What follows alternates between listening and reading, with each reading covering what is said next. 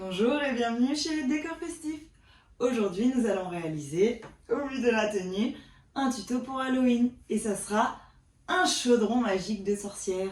Et pour cela c'est très simple, vous avez besoin de très peu de choses, très facile à réaliser avec les enfants. Un énorme ballon noir pour faire notre chaudron. Deux ballons en tube comme ça à sculpter. Et après, des ballons de toute taille, de la couleur que vous souhaitez. Moi, j'ai pris vert, mais ce n'est pas une obligation. Et voilà. Ce qui est essentiel pour ce tuto, c'est des points de glu. Donc, un ruban de glu. Un gonfleur, c'est quand même plus simple. Une paire de ciseaux. Et c'est tout.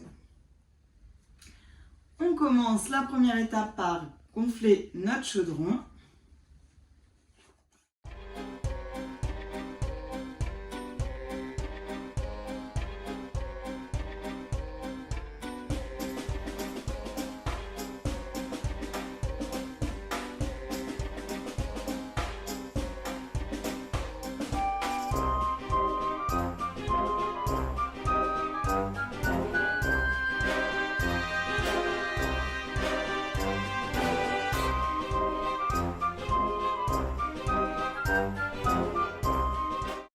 Ensuite, nous allons former notre chaudron, donc pour lui faire un socle et le contour du chaudron. Donc c'est pour ça qu'on va avoir besoin de nos deux ballons à sculpter.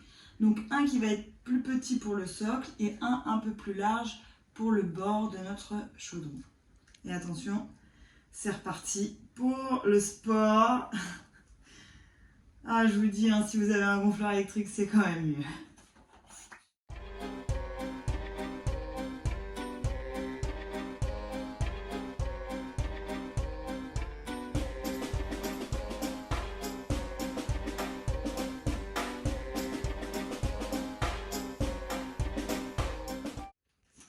Vous vous assurez que vous avez bien fermé hermétiquement votre ballon.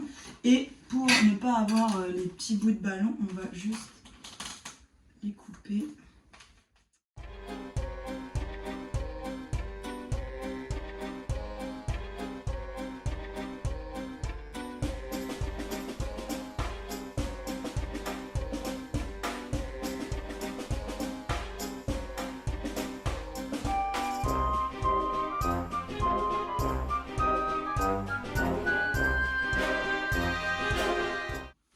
Afin de pouvoir attacher notre ballon, notre socle pour avoir notre ballon au sol, ce qu'on va faire, c'est mettre des points de glu tout autour pour que ça puisse coller.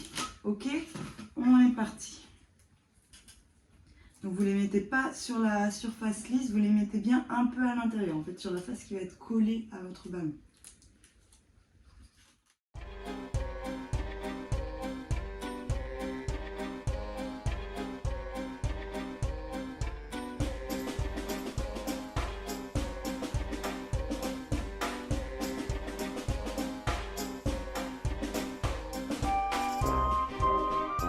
Donc deux solutions s'offrent à vous. Vous voyez, c'est très léger et c'est très maniable.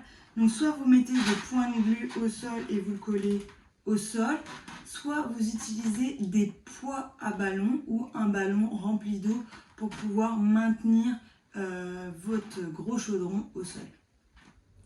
Ça dépend où vous souhaitez mettre votre chaudron, mais moi je trouve qu'il bouge trop. Donc je vais lui mettre des poids à ballon. Si vous n'avez pas de poids à ballon, vous prenez un ballon, vous le remplissez d'eau et ça fera exactement la même chose.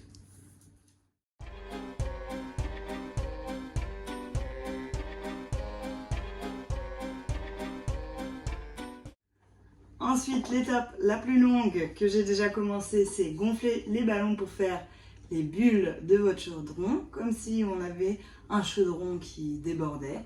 C'est parti!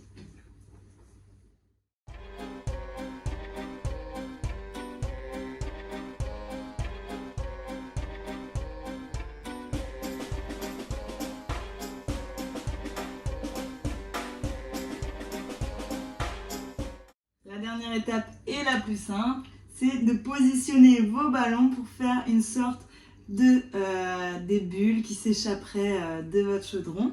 Donc moi je vous conseille de mettre les plus gros en premier. Évitez toujours qu'on voit le petit nœud du ballon, donc essayez de le coincer ou quoi. Et on va placer nos points de vue sur le ballon. On essaye de le préposer pour savoir où placer notre point de colle. Et après, on va venir appuyer le ballon. Et voilà. Et on va faire ça tout autour pour que ça sorte de notre chaudron. C'est parti!